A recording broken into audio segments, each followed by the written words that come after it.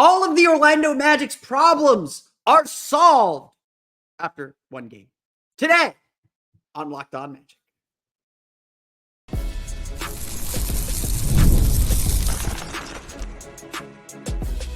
You are Locked On Magic, your daily Orlando Magic podcast, part of the Locked On Podcast Network, your team every day. And you are indeed Locked On Magic. Today is October 24th. It will be October 25th, 2024. My name is Philip Rossman-Reich. I'm the senior writer over at OrlandoMagicDaily.com. Of course, follow me on Twitter at PhilipRR_OMD. On today's episode of Locked On Magic, we're going to overreact a little bit to what we saw in game one of the season. We'll talk about how the Magic solved their biggest question marks in one game. Just for one game. Some things to keep an eye on and keep in mind as we move into game two tonight against the Brooklyn Nets. We'll get to all that coming up here in just a moment. But first, we want to remind you that there is a new way to consume Locked On Magic, or part of the Locked On Magic family. Introducing the Locked On Magic Daily Newsletter. It's a one-stop for ultimate team and league coverage delivered right to your inbox. Sign up for free now at LockedOnDaily.com. That's LockedOnDaily.com, and start your day with the all-new free Locked On Magic newsletter. Today's episode of Locked On Magic is sponsored by FanDuel. You can start the season with a big return on FanDuel. Place your first $5 bet, and you'll get started with $200 in bonus bets guaranteed. Visit FanDuel.com to get started. Obviously, one game in. We don't want to overreact. We don't want to go crazy. We don't want to we don't want to just be two in one game. But I had a 3.5-hour drive from Miami earlier on Thursday. I had a chance to really just kind of sit there and think about this game and think about what the Magic did. And I know I started the episode yesterday with this, my post-game episode with this, and I want to say it again. Like, that was an impressive victory. No matter how you want to slice it, no matter how you want to characterize it, the Magic looked like a serious team. Now, again, it's one game. There's a long way to go. The Heat will get better. We'll see them again in December and January. They will be a different team by the time we get to that, by the time we see them again. And I'm sure they're going to remember this game. But to make that kind of a statement on Miami's home floor with everything that Heat team represents, that was a big win. And it probably meant more to the Magic than it did to the Heat. But, go listen to our friends at Locked On Heat. They're thinking about a lot of big questions too. That was the kind of game that causes the other team to go into some sort of existential crisis. And as our friends at Locked On Heat talked about on their episode Thursday, how much of it was the Heat not quite getting their offense, or Jimmy Butler, or whoever it was, and how much of it was the Magic. And I'll say this about that. The Magic deserve their credit. The Heat have their issues. They're not the team that everyone fears them to be. But the Magic deserve a lot of credit for the way that they played. Because first and foremost, as we look back and think about that game, first and foremost, the Magic adhered to their identity. The Magic did not flail, falter, or diverge from what's going to make them successful the rest of the season. We'll get into some of the issues they had. I want to make sure we point those out, because it was not a perfect game by any stretch of the imagination. But that third quarter, and largely how they played, especially in the half court on defense, that's Magic basketball. We know what this is supposed to look like when it's good. It was good on Wednesday night. It was good against the Heat. The question for the Magic, and the thing that, and again, a lot of this is like, this went well. I'm not sitting here saying all the Magic's problems are solved, even though that's what it says on the rundown. What we want to see now is game one carry over to game two. And Brooklyn, not the same intensity, hype as opponent as Miami is. We want to see the Magic take care of their business. And again, the real test will be Memphis on Saturday. A very good team, tough place for the Magic to play back-to-back. And then Indiana on Monday especially is going to be a very, very telling game for this Magic team. This was a game where the Magic started to show us how they're going to address some critical needs, some critical areas that a lot of us were concerned about. Let's just start simply at this. The biggest question the Magic faced all offseason was whether they had enough playmaking, whether they had enough at the point guard position to make Paolo and Franz's life easier. And it was, that was my big takeaway from the playoffs last year. That was a big statement about this team, that they don't have the playmaking chops. They don't have the balance, the maturity to take that next step. We all wondered if Jalen Suggs could fill the role. And obviously, he played 12 and a half minutes. He only played about 6 minutes in the first half because of the foul trouble, the 3 quick fouls that he picked up in the first quarter. Jalen Suggs was not fully unleashed. Certainly, second half, he was like caged, ready, just let out of the cage and doing the zoomies. He was ready to go, as some fans courtside clearly understood in the middle of that third quarter. But here's the important point. The two main players who are going to play point guard for the Magic, or at least point guard in quotes, Jalen Suggs and Anthony Black combined for 1 turnover. They combined for 1 turnover and 8 assists. Cole Anthony, I'm just going to make sure I have the number right. Cole Anthony went 0 for 7. Did not have a good shooting game. Now, it's a lot of people saying, should we be worried about Cole Anthony? Didn't make a shot. Cole Anthony had 6 assists against 2 turnovers. So between those 3 players who are quote-unquote point guards, you have 14 assists against 3 turnovers. The Magic will take that every time. But of course, the Magic don't run a traditional system. And I think the reason why Orlando decided not to pursue a point guard was because they understood this is how we run. We don't need a ball-dominant game manager. We need to let Paolo, Banchero, and Franz Wagner continue to grow, continue to develop and evolve this tool set that we think makes them really special. But everybody's going to do everything. So let's add those 2 players in the mix. Franz Wagner, on his way to 23 points, by the way, which we didn't really talk about yesterday. We'll get to him at the end of the show. Actually, we'll get to him in the middle segment of the show. Franz Wagner, 4 assists, no turnovers. Paolo Banchero, 3 assists, no turnovers. The Magic as a team had 28 assists on 41 field goals. Very good assist percentage. That thing is well over 50%. And had 14 turnovers for 19 Heat points. That number, the raw turnover number, pretty darn good.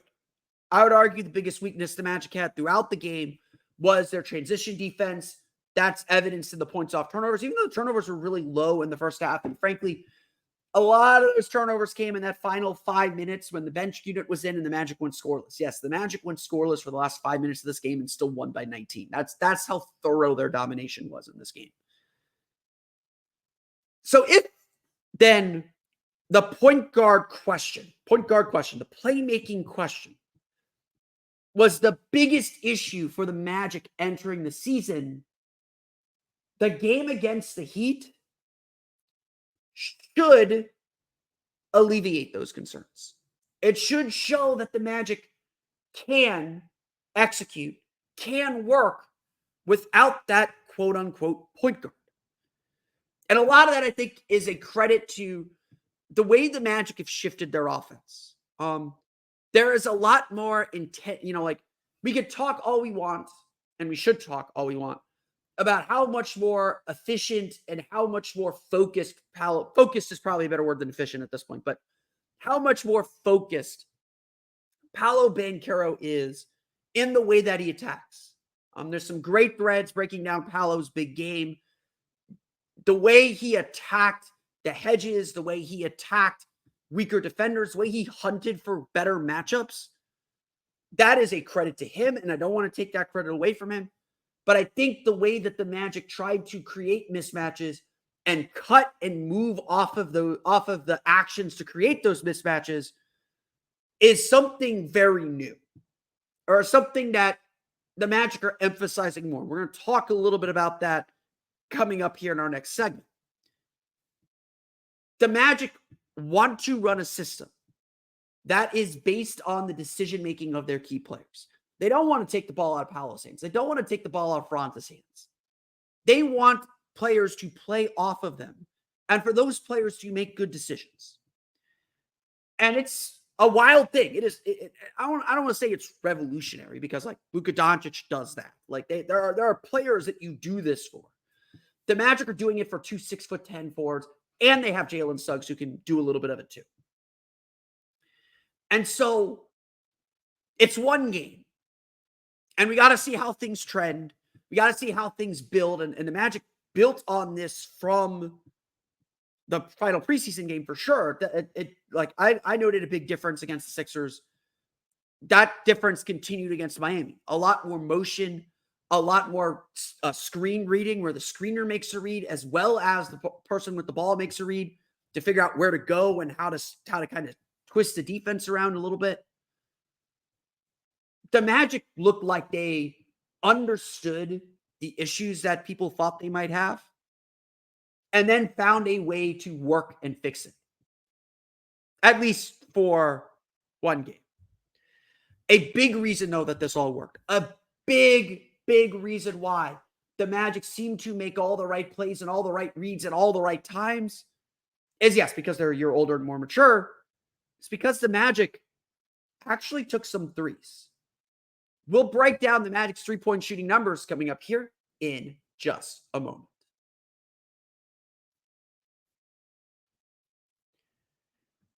But first, today's episode of Locked On Magic is brought to you by our friends over at PrizePicks. We all love daily fantasy sports. It's a great way to stay engaged with the game, but a lot of those daily fantasy games are just so complicated. What is a point? I don't know. Why is this player worth more than that player? Sometimes we know that, but we don't quite understand where value is. It feels like you're just spending so much time trying to figure out the rules of the game instead of playing the dang game. PrizePicks makes daily fantasy easy because all you have to do is pick more or less. If you believe Paolo Banchero will score more than 25 points against the Brooklyn Nets on Friday, you just say he's going to score more points. If you think that Wendell Carter is going to grab more than 8 rebounds, you just say he's going to grab more than 8 rebounds. If you think the Magic are about to put Cam Thomas in a vice grip and hold him under 22 points, you just say he's going to get less than 22 points. It's that simple with PrizePicks. And with PrizePicks, you can now win up to 100 times your money with as little as 4 correct picks. All you have to do is put together a series of picks. 4 to 6 is usually the number that you go with. And then watch the games. You pick more or less, and then watch the games and watch the winnings come in. Frankly, if you are halfway decent at sports and know this league well, you're going to win pretty often. And really, what's even great about PrizePicks, if you do a pick of 6, if you get 4 right, you often get your money back. There's more ways to win on PrizePicks. Plus, they have the ability to play alongside great influencers like Drewski, Joe Budden, and MMA champ Sean O'Malley. You can find community plays under the promos tab of the app to view entries with some of the biggest names in the PrizePicks community each week. Sign up today and get $50 instant when you play $5. You don't even need to win to receive the $50 bonus. It's guaranteed. PrizePicks also offers weekly promotions that can lead to big payouts like Taco Tuesday. Each Tuesday, PrizePicks discounts select players' projections up to 25% to provide even more value for your lineups. Give you a chance to get some easy wins to build up your group. PrizePicks is a daily fantasy game that I play, and I know you will like it too. Download the app today and use code LOCKEDONNBA to get $50 instantly after you play your first $5 lineup. Again, download the app, use code LOCKEDONNBA, and you will get $50 instantly after you play your first $5 lineup. PrizePicks, run your game.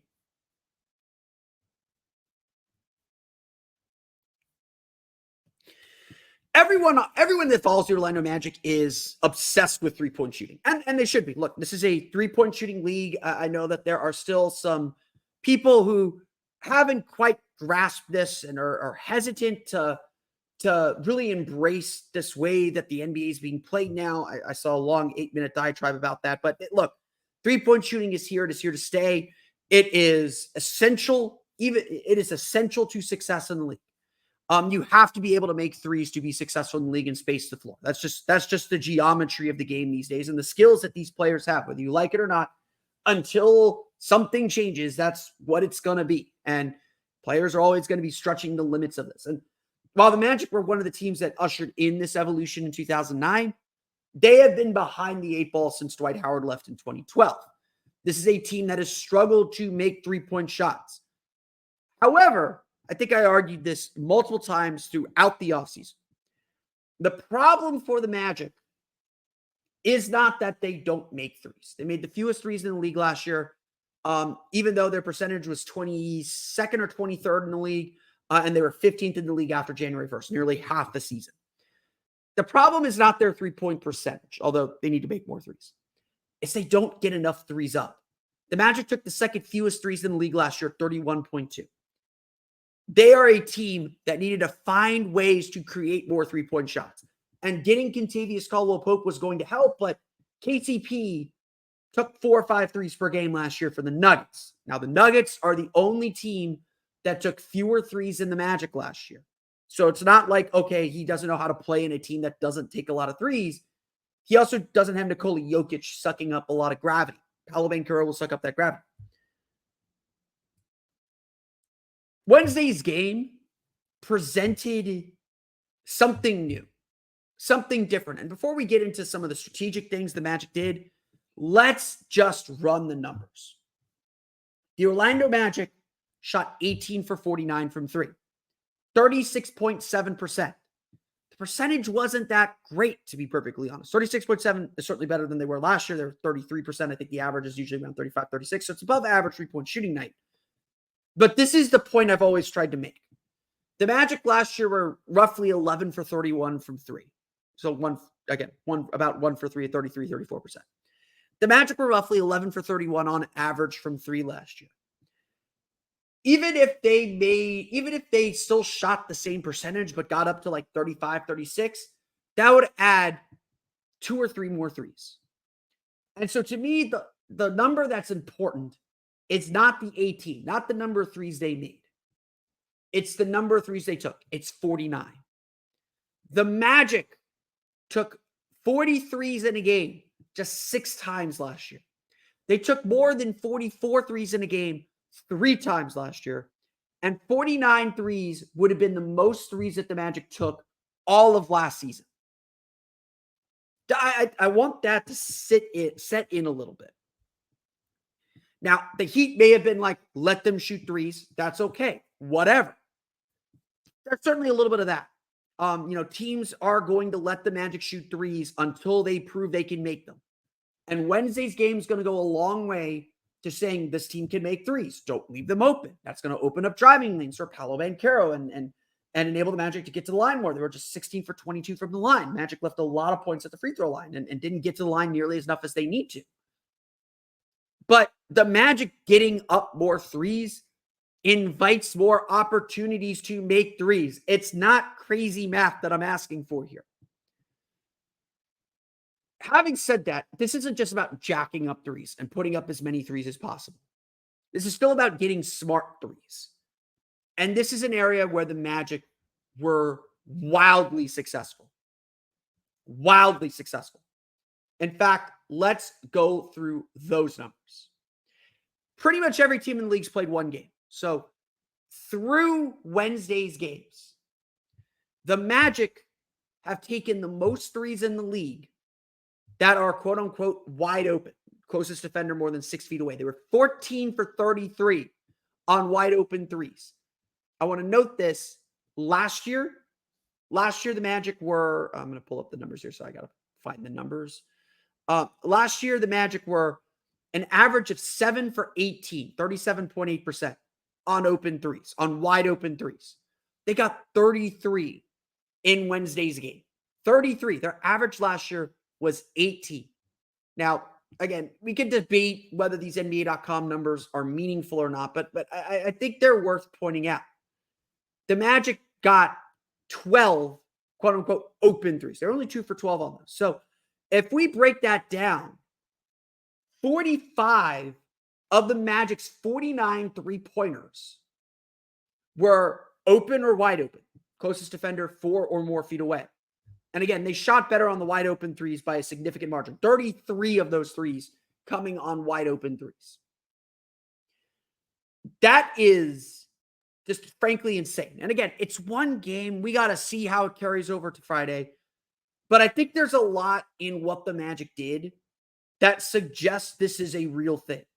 That this is not something the Magic are going to let go, or the Magic are going to or the Magic are going to not continue to execute. Because let's break these numbers down a bit further. The Magic in Wednesday's game shot 8 for 22 on corner threes. This has been a mild obsession of mine, but getting corner threes is usually, there's only 2 ways to get corner threes because you're not usually stepping back into a corner three. It's by ball movement. It's by getting the ball to shooters, to open shooters, working the ball around the horn, making the extra pass. Corner threes are more difficult to get. They're also the most efficient threes because they're closer. You're supposed to shoot a higher percentage on them, even though the angle is a little bit tougher. The Magic, again, were 8 for 22 on corner threes. No team in the league took more corner threes through Wednesday's games than the Magic. I want to repeat that. The Magic took the most corner threes of any team in the league through Wednesday's games. I'll note this. Brooklyn Nets are second. They were 4 for 17 in their opener on Wednesday as well. Just throwing that out there. 8 for 22, 36.4%. It's not much to write home about. But I'll note this too. Last year, the Magic were an average of 3 for 8. 3.1 for 8.5. They averaged 8.5 corner threes per game. Just like the open shots, going from 12 to 33. The Magic went from 8.5 to 22 in this one game.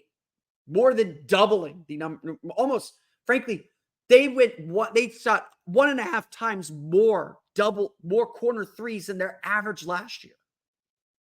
Now, what does this all mean? Why is this important? Why am I bringing this up? It's one game. The Magic made it very, very clear that spacing was a vital aspect of their training camp. They made a real big point to all of us. We're running guys to the corners. We need you to fill the corner. Whether it's Contavious Caldwell-Pope, who missed a couple corner threes, Gary Harris, who made a couple corner threes, Franz Wagner, who shot really well, 3 for 6, made a couple corner threes. It doesn't matter who it is, Jonathan Isaac, whoever it is. Paolo Banchero was taking corner threes. If you're in the corner, that means you're not involved in the play. If Paolo Banchero is spacing out to the corner, that means other guys are creating and Paolo's an option for them. Getting these corner threes is a sign of healthy spacing and the fact that the ball is moving more. We will see if it carries over. I want to make this abundantly clear. Don't overhype stats from one game. I'm not trying to do that. But as we prepare to watch game 2 on Friday against the Brooklyn Nets, this is something to keep an eye on. This was so eye-popping and so different from how the Magic played. Obviously, making the shots mattered. Making the shots mattered. I'll explain a little bit more on that here in a minute, beyond just the points. Getting more of these kinds of threes, if this is something that continues, the Magic's offense is going to be a lot better. But again, we got to see how it looks in game 2. So what problems are left to solve and what do we need to watch as the Magic face the Brooklyn Nets? We'll get to that coming up here in just a moment.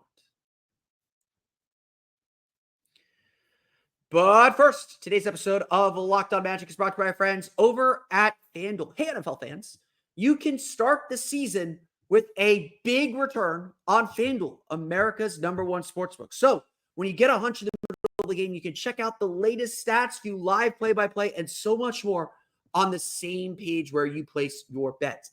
It is a big weekend here in Central Florida. So if you're looking to get in on the action on FanDuel, I don't know if you can use FanDuel in Florida, but if you are a FanDuel user and you want to get in on the action in Florida, or get in on the action in FanDuel, this is your chance. It's a big weekend. The Magic currently 12-point favorites over the Brooklyn Nets in their home opener on Friday. Looking ahead to Saturday, UCF hosting Baylor, or sorry, not hosting Baylor. They'd love to be hosting Baylor, hosting BYU. Somehow the Knights are 2.5-point favorites. And I actually have studied this game a little bit. I'm not sure UCF's going to win, but this game could be a little spicier than everyone thinks with the Knights on a 4-game losing streak. UCF currently 2.5-point favorites over the 11th ranked Cougars at home, despite their 4-game losing streak. If you're getting ready for Saturday, I don't think they have the Saturday games up yet. Oh, they do actually. If you're getting ready for Saturday's games, they don't actually have Magic Grizzlies up, but you can get the November 12th Magic Hornets game for the NBA Cup. Magic favored by 8. There's something there, I guess. And if you're looking forward to Saturday's or to Sunday's MLS Cup playoffs, Orlando City is, I believe, favored. I'm trying to find MLS odds. I don't think they have MLS odds up here yet. Here it's not. Never mind. I'm trying to find these odds in real time. Orlando City currently favored to win Game 1 against Charlotte FC, -135 to win, +290 to draw as well. So if you want to get on the action with a big sports weekend here in Orlando, FanDuel is the place to go. So go to FanDuel and you'll get started with $200 in bonus bets guaranteed when you place your first $5 bet. That's FanDuel.com, America's #1 sportsbook. So like I've said, let's not overblow one game. It's a game to celebrate. I am driving down the turnpike, coming back from Miami on Thursday, and I am buzzing. And it's a long drive. I stopped for lunch to finish some work, but I was just thinking that was just unbelievably great defense. That was just that game could not have gone better. And so let's not blow it out of proportion. Let's not go crazy over it. There's some interesting trends to watch, which I hope I pointed out, and things that continue need to trend in the right direction. But I want to make this point too. The Magic still have a lot of work to do. If the championship were tomorrow, if this Magic team had to play in the playoffs tomorrow, they're not ready. There's still a lot of work to do. And as the Magic get ready to face the Brooklyn Nets, an opponent that will not have the cachet, will require their attention. Again, this was my big theme yesterday. The Magic talked a big game last over the summer. Talked a big game and said, this is what we need to do. This is the way we need to approach things. We're going to come out ready to do so from the jump. And look, they went to Miami and took care of their business on the road.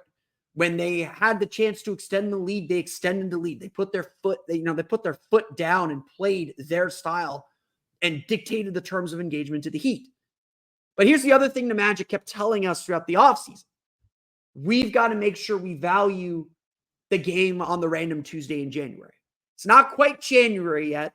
We're going to hold them to that. We'll talk about that a lot in January. It's not quite January yet. But games against the Brooklyn Nets, the Magic have to understand and realize are just as important as games against the Heat. The reason why the Magic were the 5 seed last year was because they had one of the best records against teams with records worse than 500 last year. They feasted on bad teams. And a lot of people were like, oh, they just feasted on bad teams. All those wins count the same.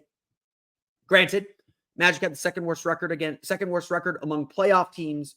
Only the Bulls had a worse record against teams with winning records. So Magic still have a lot to prove. And they're not going to prove that, obviously. I don't think they're going to prove. I don't think the Nets will be a winning team. But that's not the thing they'll have to prove on Friday. Still, there's a lot to fix. The first half for me was frustrating watching the Magic. And while the defense just became this vice grip in the third quarter, and just, the way I described the defense in the third quarter, which was like watching a python choke its prey.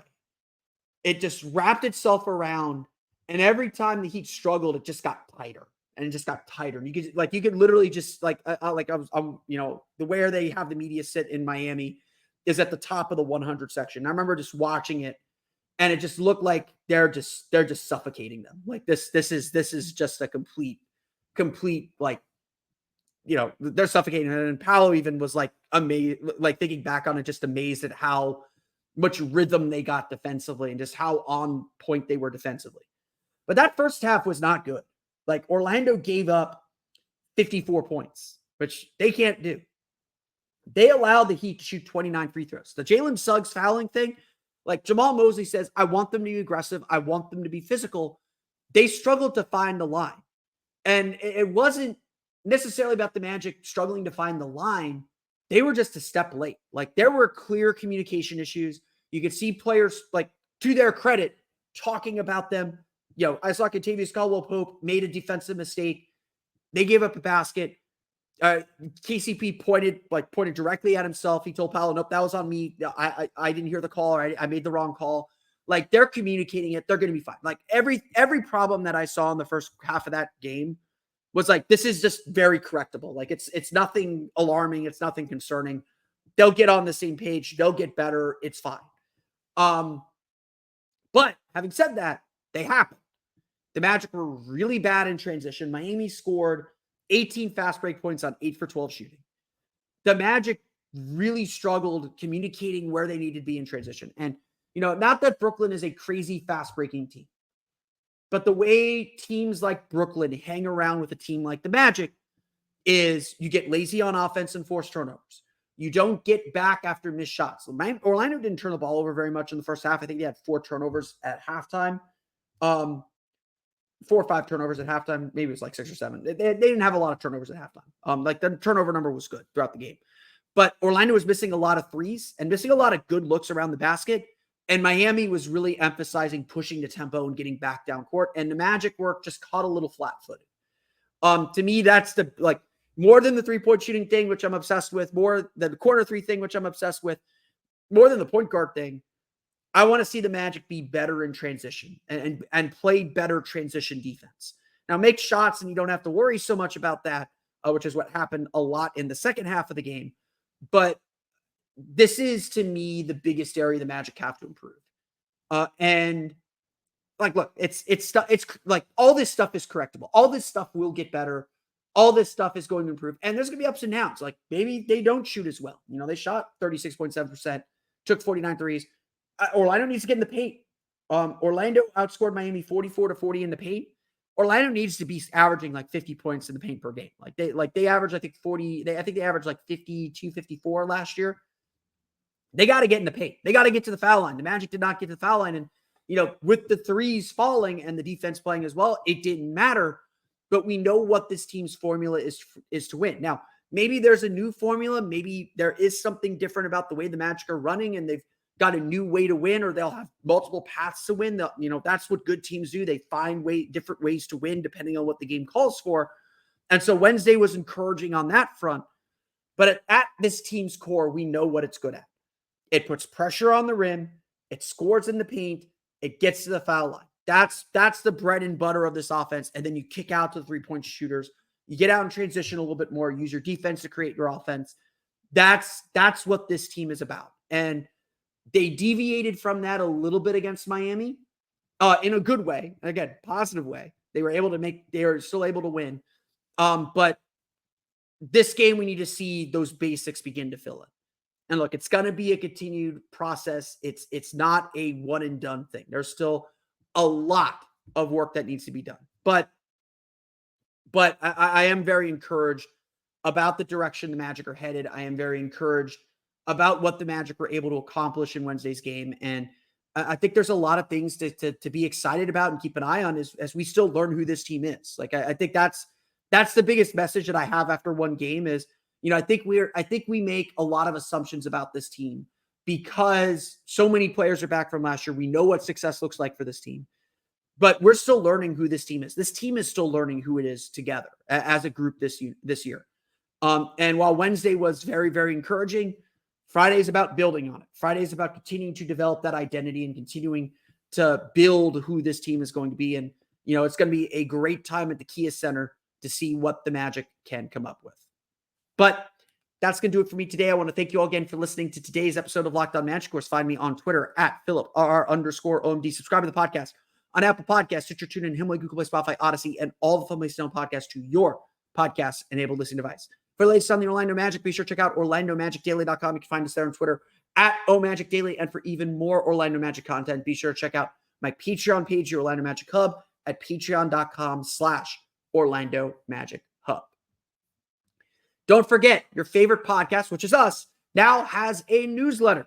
Introducing the Locked On Magic Daily Newsletter. It's the one stop for ultimate team and league coverage delivered right to your inbox. Sign up for free now at LockedOnDaily.com. That's LockedOnDaily.com, and start your day with the all-new free Locked On Magic newsletter. That's going to do it for me today, though. I want to thank you all again for listening to today's episode of Locked On Magic. On our next episode, we will come back on here to recap the Magic's game against the Nets.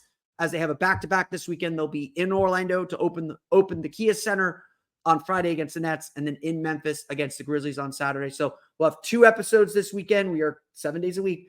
We're going to have an episode Friday night for Saturday, or probably Saturday morning, early Saturday morning, and then another episode following the Magic's game against the Grizzlies. So a lot to get to this weekend. There's a lot happening. We'll recap all of that again on Monday if you missed those episodes too. But until then, for Orlando Magic Daily and Locked On Magic, this has been Philip Rossman-Reich. We'll see you all again next time for another episode of Locked On Magic.